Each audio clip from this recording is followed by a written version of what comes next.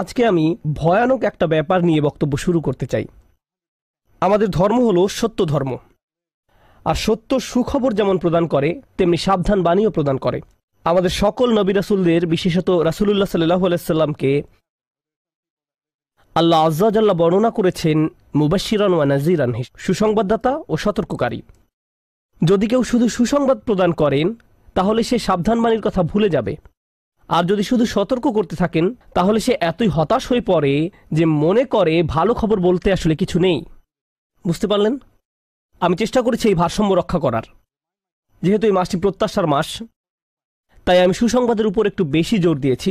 আল্লাহ আজ্জা জাল্লার প্রতি আমাদের আশা এবং ভালোবাসা বৃদ্ধি করার চেষ্টা করেছি, কিন্তু এই একই সময়ে এর মাঝে একটা ভারসাম্য থাকতে হবে। যদিও আজকের বক্তব্যের শেষ অংশে আসার খবর আছে, কিন্তু শুরু করছি এমন একটা জায়গা থেকে যা অতটা আশাব্যঞ্জক নয়। দেখুন, আমাদের পূর্বের জাতি বনী ইসরায়েলকে আল্লাহ কিতাব দান করেছেন। আমাদের যেমন কোরআন রয়েছে, তাদেরকেও অন্য কিতাব দেওয়া হয়েছিল। কোরআন যাকে বর্ণনা করেছে অন্য কোরআন হিসেবে, অর্থাৎ আগের কিতাব। তারা তাদের কিতাবকে গুরুত্ব দিয়ে গ্রহণ করেনি।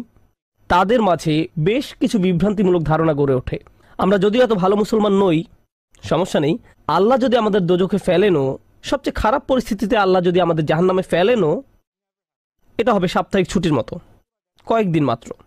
কারণ তিনি আমাদের এতই ভালোবাসেন যে মুসলমানরা শেষমেশ তো জান্নাতে যাবেই। তাই আমরা যদিও জাহান্নামে যাই, সেটা হবে অল্প কিছু দিনের জন্য, সমস্যা নেই। লান তামাসসানান নারু ইল্লা আইয়ামাম মা'দুদাত, গুটি কয়েকদিন ছাড়া আগুন কখনো আমাদের স্পর্শ করবে না, কিছুদিন মাত্র। ব্যাপারটা হলো, জান্নাত জাহান্নামের পূর্বে বিচার দিবস রয়েছে, যেটি একদিনের জন্য, সেটা 1000 বছর লম্বা হবে। জান্নাত বা জাহান্নাম নয়, আল্লাহর কথা অনুযায়ী শুধু বিচারের দিনটি এত লম্বা হবে। আর বিচারের দিনটি হবে মাত্র একদিনের, আর জান্নাত জাহান্নাম চিরকালের জন্য। তাই কেউ যখন বলে গুটি কয়েকদিন, তাকে এখনকার দিনের হিসেবে চিন্তা করলে তো হবে না। বর্তমানে পৃথিবী তার অক্ষ বরাবর ঘুরে, আমরা সূর্যের উদিত হওয়া এবং অস্ত যাওয়া দেখি, কিন্তু কিয়ামতের দিন সূর্য, চাঁদ এবং পৃথিবীর সব কিছুকে ধ্বংস করে নতুন একটা ব্যবস্থাপনা তৈরি করা হবে। তাই আমরা এখন যেভাবে 24 ঘন্টার হিসেব করি, সেভাবে রাত দিনের হিসাব করলে তো চলবে না যখন আখিরাত শুরু হবে। চলুন তাহলে সবার আগে এই ধারণাটি আমাদের মাথা থেকে ফেলে দেই। কোরআনের বহু জায়গায় জাহান্নামের আলোচনা করা হয়েছে, কিন্তু আমি শুধু কোরআন থেকে একটি বর্ণনা আপনাদের সামনে উপস্থাপন করতে চাই। আমার মতে এটি আল কোরআনের জাহান্নামের সবচেয়ে গুরুত্বপূর্ণ বর্ণনা। কোরআনের একজন ছাত্র হিসেবে আমি মনে করি এই বর্ণনাটি জাহান্নাম সম্পর্কে জানার শুরু মাত্র। কেউ যদি এই বর্ণনাটি বুঝতে পারে, তাহলে সে জাহান্নাম সম্পর্কে যথেষ্ট জানে। আয়াতটি শুরু করা হয়েছে এই কথা বলে, ওয়ালা ইন মাসসাতহুম, এমনকি যদিও। যখন আমরা বাংলায় বলি যদি আমি সেখানে যাই, যদি আমি সেখানে যাই, তাহলে তোমার সাথে দেখা হবে। কিন্তু কেউ যখন বলে যদিও আমি যাই, এর মানে হলো যাওয়ার সম্ভাবনা ক্ষীণ। তাই আয়াতটি যদিও দিয়ে শুরু হওয়ার মাধ্যমে এমন কিছু ঘটার সম্ভাবনা কমিয়ে দিয়েছে। এভাবে বলার মাধ্যমে আল্লাহ কোনো কিছুর উপর জোর কমিয়ে দেন। সহজ কথায় তিনি বাক্যটিকে দুর্বল করে দিচ্ছেন। যদিও, যদিও কি? যদিও মাসসাতহুম, যদিও এটা তাদের স্পর্শ করে। আরবিতে মাসসা অর্থ কোনো কিছু যখন আপনাকে সামান্যতম স্পর্শ করে, যেমন কোনো মাছি যখন কোনো মতে স্পর্শ করে। যদি সেকেন্ডের জন্য স্পর্শ করে তখন তাকে বলা হয় মাস। সুতরাং এটা যদি তাদেরকে কোনো মতে স্পর্শ করে 1 সেকেন্ডের জন্য, মাসসাতহুম। এখন কি তাদের স্পর্শ করে? আপনারা হয়তো ভাবছেন আগুন যদি তাদের স্পর্শ করে। আল্লাহ বলছেন নাফহাতুন, একটা হালকা বাতাস যদি তাদের স্পর্শ করে। চলুন এই বাতাস নিয়ে একটু আলোচনা করা যাক। আরবিতে নাফহাতুন বলতে বোঝায় দরজা বন্ধ করলে যখন সামান্য একটু বাতাস এসে পড়ে, পর্দা নড়ে ওঠে, অথবা কেউ জানালা বন্ধ করলে যেভাবে হালকা বাতাসে পর্দা নড়ে ওঠে। এই বাতাসের যা বাহির থেকে ভেতরে আসে বা ভেতর থেকে বাহিরে যায়, দুই ধরনের আছে। একটি হলো লাফহা, লাম যোগে, আরেকটি হলো নাফহা।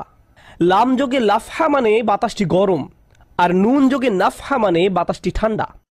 আল্লাহ বলছেন এমনকি যদি ঠান্ডা বাতাস তাদেরকে স্পর্শ করে, যদি ঠান্ডা বাতাস তাদেরকে স্পর্শ করে তোমার প্রতিপালকের শাস্তি থেকে। তিনি এই আয়াতে জাহান্নাম কাউকে স্পর্শ করার কথা বলছেন না। তিনি এই আয়াতে আগুন কাউকে স্পর্শ করার কথা বলছেন না।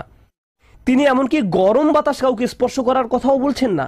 তিনি আগুনের ঠান্ডা অংশের কথা বলছেন, আর এটা আপনাকে চিরকালের জন্য স্পর্শ করছে না। প্রসঙ্গত, আমরা ফিজিক্সে পদার্থের 3টি অবস্থার কথা শিখেছি: সলিড, লিকুইড এবং গ্যাস। সলিড বা কঠিন কিছু যদি স্পর্শ করে আমরা তা অনুভব করতে পারি। এই মুহূর্তে গ্যাস আমাদেরকে স্পর্শ করছে, বাতাস এখন আমাদেরকে স্পর্শ করছে, আমরা এটা অনুভব করি না। আর এই আয়াতে আল্লাহ বর্ণনা করছেন কি তাদের স্পর্শ করছে? বাতাস তাদেরকে স্পর্শ করছে। কোন ধরনের বাতাস? অপেক্ষাকৃত গরম বাতাস নাকি ঠান্ডা বাতাস? ঠান্ডা বাতাস। ঠান্ডা বাতাস কোনো রকম তাদেরকে স্পর্শ করছে। এই আয়াতের সবচেয়ে উল্লেখযোগ্য বিষয় হলো, আমি একটু আগে নাফহা এবং লাফহার কথা বলেছিলাম। অন্য কথায়, তারা এখনো জাহান্নামে প্রবেশ করেনি, তারা এর দিকে অগ্রসর হচ্ছে। আর জাহান্নামের অপেক্ষাকৃত ঠান্ডা বাতাস এসে কোনো মতে তাদেরকে স্পর্শ করলো।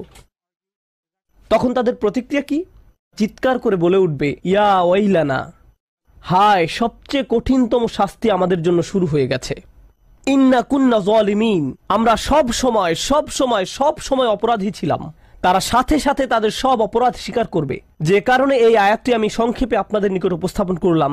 প্রথমত, এই আয়াতে আল্লাহ জাহান্নামের শাস্তির অভিজ্ঞতা বর্ণনা করছেন না। আল্লাহ সকল বিশ্বাসীকে জাহান্নামের আগুন থেকে মুক্ত রাখুন।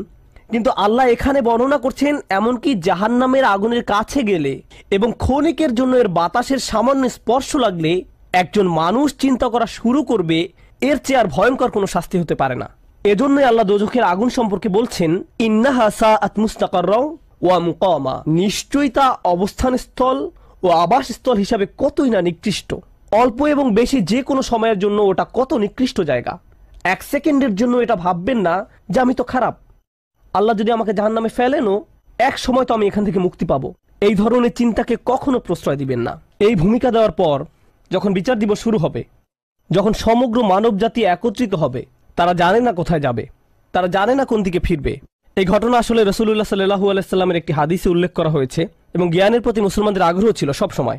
তো একবার কিছু মানুষ বিখ্যাত সাহাবী আনাস ইবনে মালিক রাদিয়াল্লাহু তাআলা আনহুর কাছে এলো, কারণ মানুষ লোকমুখে এই খবর পেয়েছিল যে আনাস এই হাদিসটি জানতেন, আর এটি অনেক বড় একটি হাদিস, বুখারী শরীফে বর্ণিত আছে। এই ঘটনা ঘটে রাসূলুল্লাহ সাল্লাল্লাহু আলাইহি সাল্লামের ইন্তেকালের পরে। তিনি বলেন, হাদ্দাসানা মুহাম্মাদুন সাল্লাল্লাহু আলাইহি ওয়াসাল্লাম। এখন আনাস রাদিয়াল্লাহু তাআলা আনহু কথা বলছেন। তিনি বলেন, রাসূলুল্লাহ সাল্লাল্লাহু আলাইহি সাল্লাম আমাদের বলেছেন, ইযা কানা ইয়াউমুল কিয়ামাতি মা জান্নাসু বা'দুহুম ফি বা'দ। মনোযোগ দিয়ে শুনুন। যখন বিচার দিবস শুরু হবে, মানুষ ঢেউয়ের মতো একে অপরের উপর আশ্রে পড়বে, সর্বত্র বিশৃঙ্খলা, সবাই একে অন্যের দিকে ছুটতে থাকবে। ফায়াতুনা আদম, তারা কোনো একভাবে আদম আলাইহিস সালামের দেখা পাবে, তারা তার কাছে ছুটে আসবে। ফায়াকুলুনা ইশফা আলানা ইলা রাব্বিক, সমগ্র মানব জাতি আদম আলাইহিস সালামের কাছে ছুটে আসবে এবং বলবে, আপনি কি দয়া করে আমাদের পক্ষ থেকে আল্লাহর সাথে কথা বলতে পারবেন? আমরা আল্লাহর ভয়ে ভীত। আপনি তো প্রথম মানুষ, আপনি তো সেই ব্যক্তি যাকে আল্লাহ ফেরেশতাদের সিজদা দিয়ে সম্মানিত করেছেন, আপনাকেই তো পছন্দ করা হয়েছে, আমরা সবাই আপনার সন্তান, আপনি আমাদের পিতা, তাই দয়া করে আমাদের জন্য আল্লাহর সাথে কথা বলুন, আমরা খুবই ভীত। এরপর তিনি বলবেন, ফায়াকুলু লাস্তু লাহা, তিনি বলবেন, আমি এর যোগ্য নই, আমি পারবো না। ফায়াকুলু লাস্তু লাহা ওয়ালাকিন আলাইকুম বিইব্রাহিম, তোমরা কেন ইব্রাহিমের সাথে কথা বলছো না? তোমাদের উচিত ইব্রাহিমের সাথে কথা বলা। অতএব মানব জাতি এখন কার খোঁজ করছে? ইব্রাহিম আলাইহিস সালাম। ফাইন্নাহু খলিলুর রহমান, তার কাছে যাও, কারণ তিনি রহমানের খুবই কাছের বন্ধু। ওয়াত্তাখাযাল্লাহু ইব্রাহিমা খলিলা, কোরআনে এসেছে আল্লাহ ইব্রাহিমকে তার বন্ধুরূপে গ্রহণ করেছেন। তাই ইব্রাহিমের কাছে যাও, তিনি তোমাদের সাহায্য করতে পারবেন। তারা ইব্রাহিমের কাছে যাবেন। ফায়াতুনা ইব্রাহিমা ফায়াকুলু লাস্তু লাহা, তারা ইব্রাহিমের কাছে গেলে তিনি বলবেন, আমি এর যোগ্য নই, আমাকে এই কাজের জন্য তৈরি করা হয়নি, আমি তোমাদের জন্য আল্লাহর সাথে কথা বলতে পারবো না। ওয়ালাকিন আলাইকুম বিমূসা, তোমরা কেন মূসা আলাইহিস সালামের কাছে যাচ্ছ না? তো মানব জাতি মূসা আলাইহিস সালামের কাছে দৌড়ে যাবে। ফাইন্নাহু কালিমুল্লাহ, তিনি আল্লাহর সাথে অনেক কথা বলতেন। ওয়া কাল্লামাল্লাহু মূসা তাকলিমা, আর আল্লাহ মূসার সাথে কথা বলেছেন সরাসরি। সুতরাং তিনি যেহেতু আল্লাহর সাথে কথা বলতে অভ্যস্ত, আজকে তো কথা বলার উত্তম সময়, তিনি তোমাদের পক্ষ থেকে আল্লাহর সাথে কথা বলবেন। ফায়াতুনা মূসা ফায়াকুলু লাস্তু লাহা, মানব জাতি দৌড়ে মূসা আলাইহিস সালামের কাছে যাবে, তিনি বলবেন, আমি এর যোগ্য না, আমি পারবো না। ওয়ালাকিন আলাইকুম বিঈসা, তোমরা ঈসা আলাইহিস সালামের কাছে কেন যাচ্ছ না? ফাইন্নাহু রূহুল্লাহ ওয়া কালিমাতুহু, তিনি হলেন আল্লাহর দেওয়া রূহ এবং তিনি আল্লাহর কালিমা, আল্লাহর হুকুমে তিনি অলৌকিকভাবে জন্মগ্রহণ করেন। কুন ফায়াকুন, অতএব তিনি যেহেতু সকল রাসূলদের মাঝে বিশেষ মর্যাদার অধিকারী, তার কাছে যাও, তার সাথে কথা বলো। সকল মানুষ দৌড়ে ঈসা আলাইহিস সালামের কাছে যাবে। ফায়াকুলু লাস্তু লাহা, তিনি বলবেন, আমি পারবো না, এই কাজ আমার জন্য নয়, আমাকে এই কাজের জন্য তৈরি করা হয়নি। তারপর তিনি বলবেন, ওয়ালাকিন আলাইকুম বি মুহাম্মাদিন সাল্লাল্লাহু আলাইহি ওয়াসাল্লাম, মানবজাতি তোমাদেরকে মুহাম্মদ সাল্লাল্লাহু আলাইহি সাল্লামের কাছে যেতে হবে। মানুষেরা তখন রাসূলুল্লাহ সাল্লাল্লাহু আলাইহি সাল্লামের কাছে যাবে। এখন রাসূল সাল্লাল্লাহু আলাইহি সাল্লাম আমাদের বলছেন, ফায়াতুনি ফাআকুল, সবাই তখন আমার কাছে আসবে আর আমি তাদেরকে বলবো। এখন রাসূল সাল্লাল্লাহু আলাইহি সাল্লাম আমাদের বলছেন, আনা লাহা, আমার জন্য এই কাজ, আমি এই কাজের যোগ্য।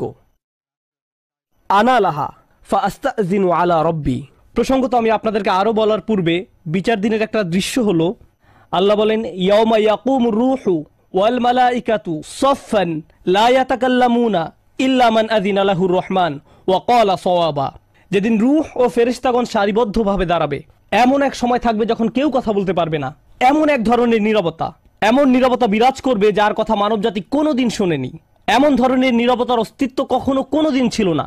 সেই রকম পিনপতন নীরবতায় আল্লাহ বলেন, লা ইয়াতাকাল্লামুন, কেউ কথা বলতে পারবে না, ইল্লা মান আযিনা লাহুর রহমান, দয়াময় আল্লাহ যাকে অনুমতি দিবেন সে ব্যতীত। আর তিনি হলেন মুহাম্মদুর রাসূলুল্লাহ সাল্লাল্লাহু আলাইহি সাল্লাম। তিনি এমন সময়ে আল্লাহর কাছে আসবেন যখন সৃষ্টির কারো একটি শব্দ করারও অনুমতি থাকবে না, সৃষ্টির কারো কোনো আওয়াজ শোনা যাবে না। তিনি আল্লাহর সামনে এসে আল্লাহর কাছে কথা বলার অনুমতি চাইবেন। ফায়ুযানু লি, তিনি বলেন আমাকে কথা বলার অনুমতি দেওয়া হবে। ওয়ায়ুলহিমুনি মাহামিদা আহমাদাহু বিহা লা ইয়াহদুরুনিল আন, সেই দিন আল্লাহ আমাকে স্পেশাল একটি দোয়ার মাধ্যমে তার প্রশংসা, তার কৃতজ্ঞতা করা শেখাবেন, যেটি বিচার দিবসে আমাকে দেওয়া হবে, যা এর পূর্বে কাউকে দেওয়া হয়নি, কোনো সৃষ্টিকে দেওয়া হয়নি। এক স্পেশাল ওয়াহি রাসূলুল্লাহ সাল্লাল্লাহু আলাইহি সাল্লামকে দেওয়া হবে বিচার দিবসে, যা কোনো সৃষ্টিকে দেওয়া হয়নি। আর তিনি সেই দিন সে স্পেশাল উপায়ে আল্লাহর প্রশংসা করবেন, লা ইয়াহদুরুনিল আন, আর সেই ওহী এখনো আমার কাছে আসেনি, সেই দোয়া এখনো আমি জানি না। ফা আহমাদাহু বিতিলকাল মাহামিদ, তারপর আমি আল্লাহর দেওয়া সেই স্পেশাল বাক্যগুলোর মাধ্যমে আল্লাহর প্রশংসা করব। ওয়া আখিরু লাহু সাজিদান, আমি সেই বাক্যগুলো উচ্চারণ করার পর আল্লাহর সমীপে সিজদায় অবনত হব। কিয়ামতের দিনে দৃশ্যপটে রাসূলুল্লাহ সাল্লাল্লাহু আলাইহি সাল্লাম এমন জায়গায় থাকবেন, এই অবস্থাকে বলা হয় মাকাম মাহমুদা, একটা স্টেশন, অথবা বলতে পারেন এমন একটা স্টেজ যা প্রশংসিত, আর মানবজাতি সেটা প্রত্যক্ষ করবে। আমরা সবাই এটা দেখতে পাবো। আমরা সবাই তখন নিশ্চুপ থাকব, আর তিনি সিজদায় পড়ে যাবেন। তিনি যখন সিজদায় পড়ে যাবেন তখন আল্লাহ আজ্জা ওয়া জাল্লা তার সাথে কথা বলবেন। এতক্ষণ তিনি আল্লাহর সাথে কথা বলছিলেন, এখন আল্লাহ আজ্জা ওয়া জাল্লা তার সাথে কথা বলবেন।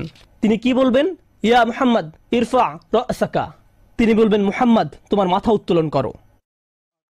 ওয়াকুল, বলো, ইউসমা আলাকা, তোমার কথা শোনা হবে। শুধু যে আল্লাহ তার কথা শুনবেন তা নয়, বরং বিচার দিনে উপস্থিত সবাই তার কথা শুনতে পাবে।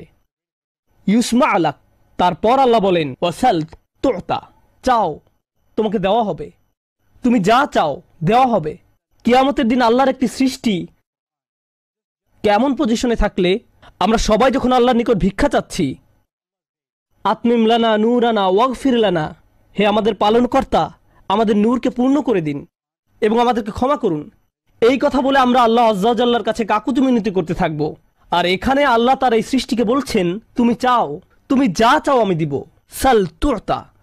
এই হলো আমাদের রাসূল সাল্লাল্লাহু আলাইহি সাল্লাম। তারপর আল্লাহ বলবেন, ওয়াশফা, তুমি যদি কারো পক্ষ থেকে কথা বলতে চাও, তুমি যদি কারো ব্যাপারে সুপারিশ করতে চাও, যাও সুপারিশ করো। তুশাফা, আমি তোমাকে অন্য মানুষদের পক্ষ হয়ে কথা বলার অধিকার দিলাম। তুশাফা, এই গ্যারান্টি আল্লাহ তার রাসূল সাল্লাল্লাহু আলাইহি সাল্লামকে দিয়েছেন। ফাকুলু ইয়া রব, তখন আমি বলবো ইয়া রব, উম্মতি উম্মতি, তিনি সর্বসাকুল্যে এই কথা বলবেন, এটাই তার সম্পূর্ণ বাক্য, আমার উম্মাহ আমার উম্মাহ, আমার মানুষ আমার মানুষ। কিয়ামতের দিন সবাই বলবে, নাফসি নাফসি, আমি নিজে আমি নিজে আমি নিজে। আল্লাহর নবীরা যারা মানুষকে আল্লাহর দ্বীনে আনার জন্য দিবারাত্রি পরিশ্রম করে গিয়েছেন, যেমন ইব্রাহিম আলাইহিস সালাম, যার এই দুনিয়ায় থাকাকালীন সময়ে শুধু একটাই উদ্বেগ ছিল মানুষের মুক্তি, বিচারের দিনে তিনি বলবেন, না, যাও অন্য কোথায় যাও, যাও মুসার সাথে কথা বলো। মুসা আলাইহিস সালাম, যিনি বনি ইসরাইল নিয়ে চিন্তিত ছিলেন, তিনি বলবেন, না, যাও ঈসার সাথে গিয়ে কথা বলো। আর আমাদের রাসূল সাল্লাল্লাহু আলাইহি সাল্লাম বলবেন, প্রসঙ্গত কোরআনে কিয়ামত দিবসের যে ভয়াবহতার কথা বর্ণনা করা হয়েছে তা একবার চিন্তা করে দেখুন।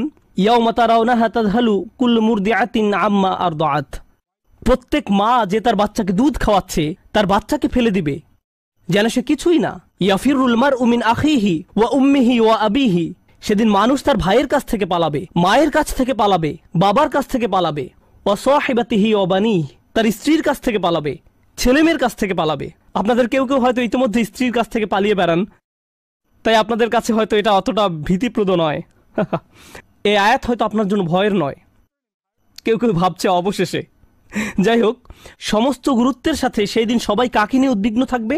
নিজেকে নিয়ে। প্রকৃতপক্ষে সেদিন প্রত্যেক ব্যক্তি বলবে, অমান ফিল আরদি জামিআ সুম্মা ইউনজিহ, সবাইকে জাহান্নামে নিয়ে যান এবং বিনিময়ে আমাকে জান্নাতে প্রবেশ করতে দিন। এটাও কোরআনে এসেছে। মানুষ সেদিন এমন মরিয়া হয়ে উঠবে, সেদিন একজন মানুষ আল্লাহর সাথে কথা বলবেন, আর প্রথম যে শব্দগুলো তার মুখ থেকে উচ্চারিত হবে তা হলো উম্মতি উম্মতি। আপনার জন্য আপনার রাসূলের ভালোবাসা এমনই প্রগাঢ় সাল্লাল্লাহু আলাইহি সাল্লাম। আমার উম্মাহ, আমার উম্মাহ। যদি আমরা তাকে ভালোবেসে থাকি, তাহলে যেই উম্মতের জন্য আল্লাহ রাসূলের এত ভালোবাসা, সেই উম্মতের জন্য আমাদের অন্তরে কিভাবে এত ঘৃণার বাস হয়? কিভাবে সম্ভব এটা? কিভাবে আমাদের পরস্পরের প্রতি এত ক্রোধ, বিচার, সমালোচনা, বিভক্তি, বিদ্বেষ, অনুমান, অহংকার? আর এই মানুষগুলো দাবি করে তারা রাসূলুল্লাহ সাল্লাল্লাহু আলাইহি সাল্লামকে ভালোবাসে। এইসব তুচ্ছ বিষয় ভুলে যেতে এই ভালোবাসা কি যথেষ্ট নয়? আমাদের কোন পার্থক্যগুলো এর চেয়ে বড়? তো যখন রাসূলুল্লাহ সাল্লাল্লাহু আলাইহি সাল্লাম বলবেন উম্মতি উম্মতি, আল্লাহ সুবহানাহু ওয়া তাআলা বলবেন ফায়াকুলু ইনতালিক ফাআখরিজ মিনহা মান কানা ফি কলবিহি মিসকালা শাইরাতিন মিন ঈমান। মনোযোগ দিয়ে শুনুন, যাও এখান থেকে বের করে নাও যাদের অন্তরে ঈমান আছে, এমনকি এখানে শারিয়া মানে বার্লি দানা, যা সামান্য একটু লম্বা হয়, যাদের অন্তরে এতটুকু পরিমাণ ঈমানও আছে, যে কোনো ঈমান যদি তাদের অন্তরে থেকে থাকে, তাহলে তাদেরকে বের করে নাও। আপনি এগিয়ে যান এবং বের করে নিন। দৃশ্যপটটি কল্পনা করুন। রাসূলুল্লাহ সাল্লাল্লাহু আলাইহি সাল্লাম মানুষকে রাখছেন, যাও যাও যাও, তিনি তাদেরকে সরিয়ে নিচ্ছেন। কিছু মানুষকে নিয়ে যাওয়ার পর ফেরেশতারা থামিয়ে দিলেন, কারণ কারো কারো ঈমান এর চেয়েও ছোট। সামান্য পরিমাণ ঈমান বলতে আসলে কি বোঝায়? কেউ একজন হারাম কোনো কাজে যুক্ত ছিল, সে ভয়ানক কিছু একটা করছিল, কাজটা করে ফেলার পর তার মনে অনুশোচনা জাগ্রত হলো, তার ভেতর থেকে কিছু একটা বলছে এটা খারাপ কাজ, আমার এটা করা উচিত নয়, আল্লাহ আমাকে এটা সম্পর্কে জিজ্ঞাসা করবেন। তারপর কোনো একভাবে তার এই চিন্তাটাকে সে দমিয়ে দিল, থাক এখন চিন্তা করার দরকার নেই। কিন্তু পরবর্তীতে সে আল্লাহর কাছে দোয়া করে বলল, ইয়া আল্লাহ, আমি জানি না কিভাবে এই কুঅভ্যাস থেকে বাঁচব, আমাকে এর থেকে মুক্তি দিন। আমি চাই না এটা আমার জীবনে আর ঘটুক, কিন্তু তবু আমি এটাতে আটকা পড়ে আছি। অতি ক্ষুদ্র ঈমান তার ভেতর থেকে চিৎকার করছে, অন্য কেউ এটা শুনতে পারছে না, তার অন্তর এটা শুনছে। আর আল্লাহ আজ্জা জাল্লা বলছেন, তারা যদি এতটুকু ঈমানও দেখাতে পারে, আপনি এগিয়ে যান, তাদেরকে বের করে নিয়ে আসুন। আপনি তাদেরকে বের করে নিয়ে আসুন। আর তিনি যখন এভাবে মানুষদেরকে বের করে নিয়ে আসবেন, তখন ফেরেশতারা একসময় থামিয়ে দিবেন, কারণ অনেক মানুষের অন্তরে এতটুকু ঈমানও নেই, সামান্য অনুতাপটুকু তাদের অন্তরে ছিল না। থামিয়ে দিবেন, ফাআনতালিক ফাফআল, আমি গিয়ে এমনই করব, সুম্মা আউদ, তারপর আমি ফিরে আসব। অর্থাৎ ফেরেশতারা থামিয়ে দিবে, আর অন্য মানুষেরা সেখানে কাঁদতে থাকবে, আমাদের কি হবে, আমাদের কি হবে। তারপর রাসূলুল্লাহ সাল্লাল্লাহু আলাইহি সাল্লাম ফেরত আসবেন, ফাআহমাদাহু বিতিলকাল মাহামিদ, অতঃপর আমি পুনরায় সেসব প্রশংসা বাক্য দ্বারা আল্লাহর প্রশংসা করব। লক্ষ্য করুন, প্রথমবার তিনি প্রার্থনা করার জন্য অনুমতি চেয়েছিলেন, তাই না? দ্বিতীয়বারের বেলায় অনুমতির কোনো উল্লেখ নেই। লক্ষ্য করেছেন, তিনি আসলে সাথে সাথে আল্লাহর প্রশংসা করা শুরু করবেন। আল্লাহ কি তাকে এমনটি করতে বলেছেন? না, এটা হলো নিজ উম্মতের প্রতি তার অপরিসীম ভালোবাসার বহিঃপ্রকাশ। তিনি আবারও আল্লাহর প্রশংসা করা শুরু করবেন, এই আশায় যে আল্লাহ তাকে অটোমেটিক অনুমতি দিবেন। সুম্মা আখিরু লাহু সাজিদান, আর সিজদায় পড়ে যাব। ফায়াকুলু ইয়া মুহাম্মদ, আমাকে বলা হবে, হে মুহাম্মদ, ইরফা রাসাকা, তোমার মাথা উঠাও। কুল ইউসমা আলাকা, বলো তোমার কথা শোনা হবে। ওয়াসাল তুতা, চাও তোমাকে আবার দেওয়া হবে। ওয়াশফা তুশাফা, সুপারিশ করো, সুপারিশ গ্রহণ করা হবে। তোমাকে সুযোগ দেওয়া হবে তাদেরকে বের করে নেয়ার, তোমাকে তাদের জন্য সুপারিশ করার সুযোগ দেওয়া হবে। ফাআকুলু ইয়া রব উম্মতি উম্মতি, আমি তখন বলবো, হে আমার রব, আমার উম্মত, আমার উম্মত। তিনি তো ইতোমধ্যে অল্প ঈমানের অধিকারীদেরকে বের করে নিয়েছেন। ফায়াকুলু ইনতালিক, এরপর আল্লাহ বলবেন, এগিয়ে যাও। ফাআখরিজ মিনহা মান কানা ফি কলবিহি মিসকালা যাররাতিন আও খারদালাতিন মিন ঈমান, তোমাকে সুযোগ দেওয়া হবে তাদেরকে বের করে নেয়ার, সুপারিশ গ্রহণ করা হবে। যাদের অন্তরে এক বিন্দু পরিমাণ ঈমান আছে, বালির দানা নয়, বালির দানা তো এতটুকু লম্বা, বরং বিন্দু পরিমাণ। খারদালা মানে সরিষার দানা, অতি ক্ষুদ্র বিন্দুর মতো। আর যখন আল্লাহ বলছেন এর ওজনের মতো, বর্তমানে আমাদের কাছে ডিজিটাল ওজন মাপার যন্ত্র আছে, আগের দিনে পাল্লা ছিল, তাই আপনি যখন এক মুষ্টি চাল এক পাল্লায় রাখতেন, সেটা হয়তো তেমন একটা ঝুঁকতো না। যদি একটু বেশি করে চাল রাখতেন, তখন একটু ঝুঁকতো। এখন ডিজিটাল ওজন মাপার যন্ত্র দিয়ে গ্রাম, কিলোগ্রাম মাপা হয়। এমনকি সামান্য কয়েক দানা রাখলেও যন্ত্রের স্ক্রিনে ভেসে উঠে 0.001 গ্রাম। এখন শুধু একটি চাল রেখে দেখুন, বা একটি সরিষার দানা রেখে দেখুন, স্ক্রিনে কিছু ভেসে উঠে কিনা? কিছুই হয় না, কিছুই হয় না।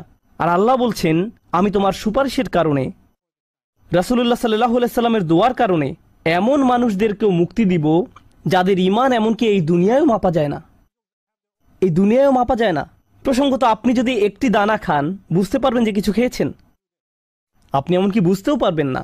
এটা হলো এমন ধরনের ঈমান যার আছে এটা সে নিজেও ভালোভাবে বুঝতে পারে না, এমনকি তারা নিজেরাও ঠিকমতো বুঝে উঠতে পারে না যে ঈমান আছে, আর অন্যরা কিভাবে বুঝবে। আর কেউ যদি একটি দানা আহার করে এটা তাদের পুষ্টি সাধনে তেমন কোনো ভূমিকা রাখতে পারে না, এটা শরীরের জন্য যথেষ্ট পরিমাণের খাবার নয়। ঠিক তেমনি যার সরিষার দানা পরিমাণ ঈমান ছিল, সেই ঈমানও একটি ভালো জীবন অতিবাহিত করার জন্য তা যথেষ্ট ছিল না, কিন্তু তাদের অন্তরের কোনো এক জায়গায় একটি ঈমানের বাস ছিল।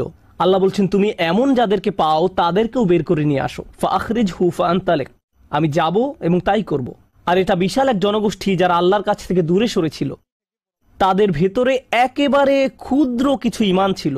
এরপর তো আর কিছু নেই মনে হচ্ছে, ঘটনা শেষ। কিন্তু রাসূলুল্লাহ সাল্লাল্লাহু আলাইহি সাল্লাম এখানেই থেমে যাননি। ফাআহমাদাহু বিতিলকাল মাহামিদ সুম্মা আখিরু লাহু সাজিদান, তিনি এখানেই থেমে যাননি, তিনি আবারও ফিরে যাবেন এবং আমি সেসব প্রশংসা বাক্য দিয়ে আল্লাহর প্রশংসা করব এবং আবারও সিজদায় পড়ে যাব। ফায়াকুলু ইয়া মুহাম্মদ ইরফা রাসাকা, আমাকে বলা হবে হে মুহাম্মদ মাথা উঠাও। ওয়াকুল ইসমা আলাকা, বলো তোমার কথা শোনা হবে। ওয়াসাল তুতা, চাও দেয়া হবে। আল্লাহ আজ্জা ওয়া জাল্লা সহজেই বলতে পারতেন তুমি তো ইতিমধ্যে চেয়েছো এবং তোমাকে দেয়া হয়েছে, কিন্তু তৃতীয়বারের মতো রাসূলুল্লাহ সাল্লাল্লাহু আলাইহি সাল্লামকে বলা হচ্ছে ওয়াশফা তুশাফা, এগিয়ে যাও, মানুষের জন্য সুপারিশ করো, গ্রহণ করা হবে, তোমাকে তাদের পক্ষে চাওয়ার সুযোগ দেওয়া হবে, আমি তোমাকে এটা দিচ্ছি। ফাআকুলু ইয়া রব উম্মতি উম্মতি, আমার উম্মাত আমার উম্মাত। এখন চলুন এখানে একটু থামি। যদি আপনি এই সুযোগ পেতেন, আল্লাহ যদি আপনাকে বলতেন তুমি যা চাও তাই পাবে, তুমি চাও দেয়া হবে, যা কিছুই তুমি চাও না কেন, আমাদের বিশাল একটা লিস্ট আছে। রাসূলুল্লাহ সাল্লাল্লাহু আলাইহি সাল্লামকে এই সুযোগ কয়বার দেওয়া হয়েছে? কত মিলিয়ন মানুষকে ইতিমধ্যে রক্ষা করা হয়েছে। তৃতীয়বার তো তিনি নিজের জন্য কিছু চাইতে পারতেন। আমরা তো মানুষ, আল্লাহ যদি বলেন চাও আমি দিব, আর এই মানুষটি আল্লাহর সামনে দাঁড়িয়ে আছেন আর তাকে বলা হচ্ছে, কিন্তু তারপরেও তার জিহ্বায় উম্মাহ উম্মতি উম্মতি। তো আল্লাহ বলবেন ফায়াকুলু ইনতালিক, সামনে এগিয়ে যাও। ফাখরিজ মান কানা ফি কলবিহি আদনা আদনা আদনা মিসকাল হাব্বাতিন খরদালিম মিন ঈমান, যাও সামনে এগিয়ে যাও এবং এমন প্রত্যেক ব্যক্তিকে বের করে আনো যার একটি সরিষার অতি ক্ষুদ্র অতি ক্ষুদ্র অংশ পরিমাণ ঈমান আছে। এত ক্ষুদ্র বিন্দু যাকে আপনারা হয়তো মাইক্রোস্কোপিক বলবেন। যদি তাদের এক অ্যাটম বা এক সাব অ্যাটমিক কণার পরিমাণ ঈমান থাকে, এই পৃথিবীতে যা দেখা শোনা বা উপলব্ধি করা সম্ভব নয়। যদি তাদের গভীর অবচেতন মনের কোথাও কণা পরিমাণ ঈমান থাকে, যদি তাদের ততটুকু ঈমান থাকে, এগিয়ে যাও এবং তাদের বের করে নিয়ে আসো। যদি তাদের অন্তরে এতটুকু ঈমান থাকে, তো আল্লাহ রাসূলুল্লাহ সাল্লাল্লাহু আলাইহি সাল্লামকে বলবেন ফাখরিজহু মিনান নার, তাদেরকে আগুন থেকে বের করে আনো। কথাটা মনোযোগ দিয়ে শুনুন, তাদেরকে কোথা থেকে বের করে আনো? আগুন থেকে। অর্থাৎ কিছু মানুষ ইতোমধ্যে জাহান্নামে পতিত হয়ে গেছে। অনেক মানুষ এই হাদিস পড়ে মনে করে আমরা জাহান্নাম থেকে মুক্তি পেয়ে যাব, আগুন আমাদের স্পর্শ করবে না। কিন্তু হাদিস এই কথা বলছে না। রাসূলুল্লাহ সাল্লাল্লাহু আলাইহি সাল্লাম আল্লাহর কাছে কাকুতি মিনতি করছেন, আর এই দিনটি হবে 50,000 বছর লম্বা। অনেক মানুষের বিচার ইতোমধ্যে হয়ে গেছে। আর আমি আপনাদেরকে সেই আগুন সম্পর্কে শুরুতে বলেছিলাম, আপনি যদি এর বাতাসের স্পর্শ পান 1 সেকেন্ডেরও কম সময়ের জন্য, আপনার মনে হবে এর চেয়ে ভয়ঙ্কর আর কোনো শাস্তি হতে পারে না। আর আল্লাহ রাসূল সাল্লাল্লাহু আলাইহি সাল্লাম সেই মানুষগুলোর জন্য আশা ছেড়ে দেননি, তাদের জন্য হতাশ হয়ে পড়েননি। প্রসঙ্গত তারা মুসলিম, তারা কিন্তু মুসলিম, কারণ রাসূল সাল্লাল্লাহু আলাইহি সাল্লাম কি বলছেন, তার মুখ থেকে কোন কথাগুলো উচ্চারিত হয়েছে? উম্মতি উম্মতি। আগুনের মানুষগুলো মুসলমান, ওই মানুষগুলো অমুসলিম নয়, মুসলিম। তো রাসূল সাল্লাল্লাহু আলাইহি সাল্লাম বলেন ফাআনতালিকু ফাআফআল, আমি যাব এবং সেটাই করব। প্রসঙ্গত রাসূলুল্লাহ সাল্লাল্লাহু আলাইহি সাল্লামের এই কথার সাথে হাদিসের সমাপ্তি হলো। আনাস ইবনে মালিক রাদিয়াল্লাহু তাআলা আনহু তার কাছে আসা লোকদেরকে এতটুকু বর্ণনা করলেন। ফাকুলতু লিবাদি আসহাবিনা, হযরত আনাসের কাছে হাদিস শিখতে আসা একজন বলল, আমি আমার কিছু সঙ্গীকে বললাম, লাউ মারারনা বিল হাসান ওয়া হুয়া মুতাওয়ারিন ফি মানজিলি আবি খলিফা, চলো আমরা হাসান বসরির কাছে যাই। আমরা হাদিসটি আনাসের কাছ থেকে শুনেছি, কিন্তু আমরা জানি এই হাদিসটি হাসানও জানেন, চলো আমরা তার কাছে যাই। প্রসঙ্গত আনাস রাদিয়াল্লাহু তাআলা আনহুর তখন অনেক বয়স হয়ে গিয়েছিল এই হাদিসে কতবার রাসূল সাল্লাল্লাহু আলাইহি সাল্লাম আল্লাহর কাছে গেলেন? 3 বার। রাসূলুল্লাহ সাল্লাল্লাহু আলাইহি সাল্লাম ইন্তেকাল করেছেন বহু বছর আগে। আমরা জেনেছি এই হাদিস হাসান বসরিও জানেন। তারা আগে কখনো এই ধরনের কথা শুনেনি। খুবই আশ্চর্যজনক কথা। এজন্য তারা ব্যাপারটা যাচাই করতে চাচ্ছিলেন যে দেখা যাক হাসান বসরিও একই হাদিস বর্ণনা করেন কিনা। তারা শুনেছে হাসান বসরি বাস করেন আবু খলিফার বাড়ির পেছনের একটি ঘরে। তাই তারা হাসান বসরিকে খুঁজতে লাগলো। তারা তাকে খুঁজে পেলেন। হাদ্দাসানা আনাস ইবনে মালিক ফাআতাইনাহু ফাসাল্লামনা আলাইহি। তো আমরা তার কাছে এলাম এবং তাকে সালাম দিলাম। ফাআযিনা লানা, তিনি আমাদেরকে প্রবেশের অনুমতি দিলেন। ফাকুলনা লাহু ইয়া আবা সাঈদ, আমরা তাকে বললাম, হে সাঈদের পিতা, জিনাকা মিন ইনদি আখিকা আনাস ইবনে মালিক, আমরা আপনারই ভাই আনাস ইবনে মালিকের নিকট হতে আপনার কাছে আসলাম। ফালাম নারা মিসলা মা হাদ্দাসানা ফি শাফাআত, শাফাআত বিষয়ে তিনি যেমন বর্ণনা দিয়েছেন তেমনটা বর্ণনা করতে আমরা আর কাউকে দেখিনি। ফাকালা হি, তিনি বললেন ফাহাদ্দাসনাহু বিল হাদিস, আমার কাছে সেটি বর্ণনা করো, দেখি তোমরা আনাসের কাছ থেকে কি শুনেছ। তো তারা তার নিকট সম্পূর্ণ হাদিসটি বর্ণনা করে শোনালেন। ফাআনতাহা ইলা হাযাল মাওদি', আমরা এই পর্যন্ত অর্থাৎ 3 বার রাসূল সাল্লাল্লাহু আলাইহি সাল্লামের সুপারিশের কথা বলে শেষ করলাম। ফাকালা হি, তিনি বললেন আরো বর্ণনা করো। ফাকুলনা লাম ইয়াজিদ লানা আলা হাযা, আমরা বললাম তিনি তো এর অধিক আমাদের কাছে বর্ণনা করেননি, আমাদেরকে এতটুকুই বলেছেন। এখন হাসান কথা বলছেন, লাকাদ হাদ্দাসানি ওয়া হুয়া জামিউ মুনযু 20 সানাতান, তিনি অর্থাৎ আনাস আমার কাছে এই হাদিস বর্ণনা করেছেন যখন তিনি তখন যুবক ছিলেন, 20 বছর আগে। কত বছর আগে? 20 বছর আগে। আমি নিশ্চিত না তিনি কি বাকিটুকু ভুলে গেলেন, নাকি তিনি তোমাদেরকে বাকিটুকু বলেননি কারণ তাহলে তোমরা অলস হয়ে পড়বে। ফালা আদ্রি আনাসি আম কারিহা আন তাত্তাকিলু, তিনি এরপর বললেন এই হাদিসের চতুর্থ একটি অংশ আছে, আর আমি নিশ্চিত নই তোমাদের বলা উচিত কিনা, কারণ তার এখন বয়স বেশি হয়েছে, তার স্মরণশক্তি ওইভাবে কাজ করছে না। কিন্তু আমার সন্দেহ তিনি তোমাদের বলেননি কারণ তোমরা এতে অলস হয়ে পড়বে। তারা বলল, ইয়া আবা সাঈদ হাদ্দাসানা, আপনি কি আমাদেরকে এটা বলতে পারেন? আমরা আসলেই জানতে চাই। ফাদহিকা, তিনি হাসতে শুরু করলেন। ফাকালা খুলিকাল ইনসানু আজুলা, তিনি কোরআনের একটি আয়াত উল্লেখ করে বললেন, মানুষকে সৃষ্টি করা হয়েছে তাড়াহুড়া প্রবণ করে। মা যাকারতুহু ইল্লা ওয়া আনা আদরি আন উহাদ্দিসুকুম হাদ্দাসানি কামা হাদ্দাসাকুম বিহি, আমি তো বর্ণনার উদ্দেশ্যেই তোমাদের কাছে বিষয়টি উল্লেখ করলাম। তিনি তাদেরকে উৎসুক করে তুলেছিলেন, আমি তোমাদেরকে বলবো তিনি তোমাদের নিকট যা বলেছেন তা সত্য। হাসান আরো বলেন, রাসূলুল্লাহ সাল্লাল্লাহু আলাইহি সাল্লাম বলেন, এরপর আমি চতুর্থবারের মতো ফিরে আসব। ফাআহমাদাহু বিতিলকাল মাহামিদ, এবং সেসব প্রশংসা বাক্য দিয়ে আল্লাহর প্রশংসা করব, যে বাক্যগুলো আল্লাহ আমাকে দিয়েছেন, যা অন্য কোন সৃষ্টিকে এর পূর্বে দেয়া হয়নি, এবং সিজদায় পড়ে যাব। সুম্মা আখিরু লাহু সাজিদান, তখন বলা হবে, ফায়ুকালু ইয়া মুহাম্মদ ইরফা রাসাকা, হে মুহাম্মদ মাথা উঠাও। ওয়াকুল ইউসমা, বলো তোমার কথা শোনা হবে। ওয়াসাল তুতা, চাও দেয়া হবে। ওয়াশফা তুশাফা, শাফায়াত করো গ্রহণ করা হবে। এই সময়ে এসে এতটুকুর চেয়ে ছোট ঈমানও আর অবশিষ্ট নেই। সকল সম্ভাব্য ঈমানওয়ালাদের মুক্তি হয়ে গেছে।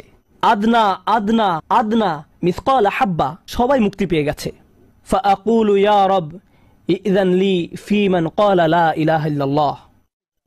এখন রাসূলুল্লাহ সাল্লাল্লাহু আলাইহি সাল্লাম বলেননি উম্মতি, এইবার তিনি উম্মতি বলেননি, তিনি বলছেন, হে আমার প্রতিপালক, আমাদেরকে তাদের সম্পর্কে শাফায়াত করার অনুমতি দান করুন যারা বলেছে লা ইলাহা ইল্লাল্লাহ। যে এমনকি এই কথা বলেছে, আচ্ছা ঠিক আছে, আমার মনে হয় একজন সৃষ্টিকর্তা আছেন। একটি কলেজ ক্যাম্পাসে হয়তো একদল ছাত্র মুসলিম ছাত্রদের সাথে আলোচনা করছে, তখন একজন বলল, আচ্ছা ঠিক আছে, দার্শনিক দৃষ্টিকোণ থেকে মেনে নিলাম একজন ঈশ্বর রয়েছেন, ঠিক আছে আমি মানলাম যে একজন ঈশ্বর আছেন। আমি বলছি না যে আমি মুসলিম, যদি উপাসনা করতেই হয় তাহলে শুধু এক ঈশ্বরের উপাসনা করতে হবে। তাদের অন্তরে কোনো অনুভূতি নেই, তারা কারো ইবাদত করছে না, তারা শুধু এই উপসংহারে পৌঁছেছে। প্রসঙ্গত এই ধরনের একটা সাদৃশ্য পাওয়া যায় সূরা হুজরাতের একটা আলোচনায়। আল্লাহ বলছেন, ফাকালাতিল আরাবু আমান্না কুল লাম তুমিনু ওয়ালাকিন কুলু আসলামনা, বেদুইনরা বলে আমরা ঈমান এনেছি। বলো তোমরা ঈমান আনোনি, বরং তোমরা বলো আমরা আনুগত্য স্বীকার করেছি। তোমরা শুধু ইসলামের প্রাথমিক ধারণা গ্রহণ করেছ। ধারণা থাকে এখানে, আর ঈমান কোথায় থাকে? যাদের অন্তরে কিছু ঈমান ছিল তাদের ইতোমধ্যে নেওয়া হয়ে গেছে। এখন যাদের মাথায় কিছু ধারণা ছিল যে একজন রব আছেন, তারা কোনোদিন ধর্ম প্র্যাকটিস করেনি, তারা ধর্মীয় কোনো কাজই করেনি, তারা শুধু এই ধারণা মেনে নিয়েছিল যে শুধু একজন প্রভুর উপাসনা করতে হবে। রাসূলুল্লাহ সাল্লাল্লাহু আলাইহি ওয়াসাল্লাম বলছেন, যে কেউ এই সিদ্ধান্তে আসবে যে কেউ বলবে লা ইলাহা ইল্লাল্লাহ, তার জন্য শাফায়াত করার অনুমতি দান করুন। আল্লাহ বলবেন, ফায়াকুলু ওয়া ইজ্জাতি ওয়া জালালি ওয়া কিবরিয়াই ওয়া আযীমাতি। আল্লাহ বলবেন, আমি আমার কর্তৃত্বের শপথ করছি, আমি আমার স্বীয় গৌরবের শপথ করছি, আমি আমার বরত্বের শপথ করছি, আমি আমার মহত্বের শপথ করছি। লা উখরিজান্না মিনহা মান ক্বালা লা ইলাহা ইল্লাল্লাহ। আমি স্বয়ং অবশ্যই তাদের সবাইকে জাহান্নাম থেকে বের করব যারা বলেছে লা ইলাহা ইল্লাল্লাহ, তোমার এই সুপারিশের কারণে। সাল্লাল্লাহু আলাইহি সাল্লাম। জাহান্নাম কতটা ভয়ঙ্কর তার একটা ছোট্ট নমুনা দিয়ে আমি আজকের আলোচনা শুরু করেছিলাম। এখন সব শেষে রাসূলুল্লাহ সাল্লাল্লাহু আলাইহি সাল্লাম আমাদের জন্য এই শাফায়াত করছেন। এই হাদিসটি অন্যতম গুরুত্বপূর্ণ একটি হাদিস। এমনকি 20 বছর পরে আনাস ইবনে মালিক এখন বৃদ্ধ হয়ে গেছেন, মানুষ তখনও তার কাছে শাফায়াত বিষয় জানতে এসেছেন। এমনকি আজকের দিনেও এই হাদিসটি অন্যতম শক্তিশালী একটি হাদিস, এবং অন্যতম এই জন্য যে ভুলভাবে ব্যবহার করার একটি বক্তব্য রাসূলুল্লাহ সাল্লাল্লাহু আলাইহি সাল্লামের। কখনোই এর অপব্যবহারের চিন্তাও করবেন না। এটা ফ্রি হয়ে যাওয়ার লাইসেন্স নয়। যদি আমরা মনোযোগের সাথে পড়ি তাহলে আমরা বুঝব যে আল্লাহ এমন মানুষদেরকে জাহান্নাম থেকে বের করে আনার জন্য অনুমতি দেবেন যাদের ঈমান যথেষ্ট ছিল না, যাদের সৎ কাজ যথেষ্ট ছিল না। পক্ষান্তরে এমন অনেক মানুষ থাকবে যাদের অন্তরে ঈমান আছে, যাদের ডান হাতে সৎ কাজ আছে, আর এই সৎ কাজগুলো বিচারের দিনে আলোতে পরিণত হবে। হৃদয়ের ঈমানও বিচারের দিনে জ্যোতিতে পরিণত হবে। ইয়াসআ নূরুহুম বাইনা আইদিহিম ওয়া বিআইমানিহিম। তাদের বুকের ভেতর থেকে আলো ছুটতে থাকবে এবং তাদের ডান হাত থেকে এই আলো টর্চে পরিণত হবে, গাড়ির হেডলাইটের মতো। চারপাশে থাকবে অন্ধকারাচ্ছন্ন, আর আপনি জান্নাতের দিকে ছুটতে থাকবেন। আপনাকে জাহান্নাম অতিক্রম করে যেতে হবে, এটা আল্লাহর নির্দেশ। ওয়া ইম মিনকুম ইল্লা ওয়ারিদুহা। জান্নাতে যেতে হলে সবাইকে জাহান্নাম অতিক্রম করে যেতে হবে, সবাইকে, এর কোনো ব্যতিক্রম নেই। আর এই ব্রিজ অতিক্রম করতে হলে আপনার আলো লাগবে। যদি আলো না থাকে তাহলে পড়ে যাবেন। তো মানুষ যখন হেঁটে যাচ্ছে তখন অনেকের এত পরিমাণ আলো থাকবে যেন মক্কা থেকে সিরিয়া দেখা যাচ্ছে, আর কারো কারো এত অল্প পরিমাণ আলো থাকবে যে তারা কোনো মতে পায়ের সামনের কিছু অংশ দেখতে পাবে, কারণ তাদের ঈমান দুর্বল ছিল। কিন্তু এই হাদিস এমন মানুষদের সম্পর্কে নয় যাদের সামান্য কিছু আলো থাকবে বা অনেক বেশি আলো থাকবে। এই হাদিস এমন মানুষদের সম্পর্কে যাদের আলো এত স্বল্প পরিমাণ যে এটি দিয়ে কিছুই দেখা যাচ্ছে না, আর যাদের আলো আছে তারা আল্লাহর কাছে ভিক্ষা করতে থাকবে, রব্বানা আতমিম লানা নূরানা ওয়াগফির লানা। আমাদেরকে আমাদের আলো পূর্ণ করে দিন, ব্যাটারি যেন শেষ হয়ে না যায়। আমাদেরকে জান্নাতের গেটে পৌঁছে দিন, আমাদেরকে ক্ষমা করে দিন। আমরা আল্লাহর কাছে ভিক্ষা চাচ্ছি যেন তিনি আমাদের কপালে রাসূলুল্লাহ সাল্লাল্লাহু আলাইহি সাল্লামের শাফায়াত জুড়ে দেন। তিনি যেন আমাদেরকে তাদের অন্তর্ভুক্ত করেন যারা আরশের ছায়ায় থাকবে। আমরা আল্লাহর কাছে প্রার্থনা করছি তিনি যেন আমাদেরকে তাদের অন্তর্ভুক্ত করেন যাদেরকে এমনকি জাহান্নামের আগুনের ঠান্ডা বাতাসও স্পর্শ করবে না। আমরা আল্লাহর কাছে দোয়া করছি তিনি যেন আমাদেরকে তার রাসূলের অনুগত উম্মায় পরিণত করে দেন। তাদের অন্তর্ভুক্ত নয় যাদের ব্যাপারে তিনি অভিযোগ করবেন, বরং তাদের অন্তর্ভুক্ত করুন যাদের জন্য তিনি সুপারিশ করবেন। আগেরবার আমি বলেছিলাম একদল মানুষ সম্পর্কে রাসূলুল্লাহ সাল্লাল্লাহু আলাইহি ওয়াসাল্লাম অভিযোগ করবেন, ইন্না কওমি ইত্তাখাযু হাযাল কুরআনা মাহজুরা। হে আমার রব, নিশ্চয়ই আমার কওম এই কুরআনকে পরিত্যাজ্য গণ্য করেছে। আমরা তাদের অন্তর্ভুক্ত হতে চাই না। আমরা তাদের অন্তর্ভুক্ত হতে চাই যাদের জন্য তিনি আল্লাহর কাছে সুপারিশ করবেন। আল্লাহ যেন আমাদের সবাইকে তার রাসূলের শাফায়াতের যোগ্য করে দেন।